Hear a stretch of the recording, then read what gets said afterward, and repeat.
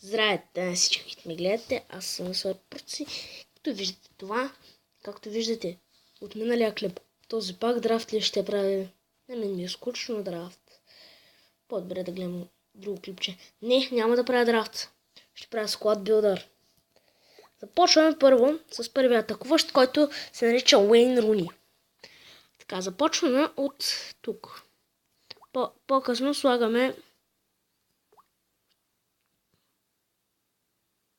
Чакайте, че не мога да си го намеря. Гадост, не мога да си го намеря. Да, този е Гулфан ли, как ска, не мога да го произнеса. Тук започваме с Давид Силва. Тук застава Милнер. Муниер ли как? Да, буквите не са много добре. После тук застава Франк Лампард. Франк Лампард, хора. Легендата. Уилян. Мислете, че ще сложа този път Волкот. Можех да го сложа и като десен бек, но формацията ми не е така, сега да се развалям отбора.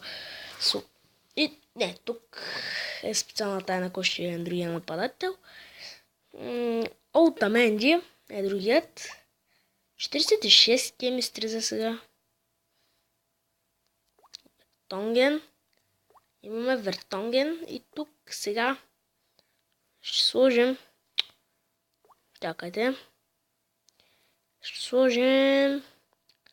Сако слагаме и тук вратарят, който ще е Петър Чех, разбира се. Мога да сложа и Лорис, ма Петър Чех.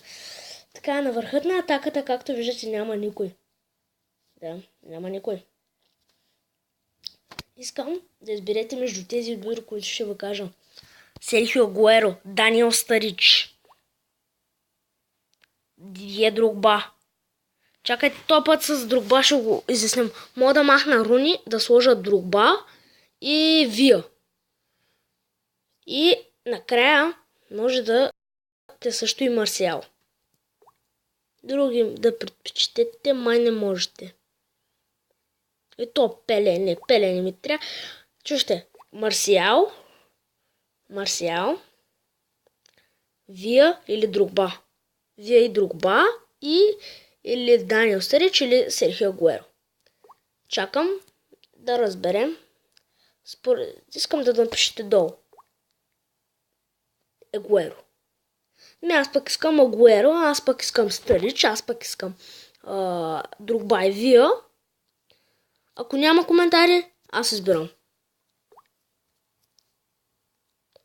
И до скоро, дайте лайк, се абонирайте.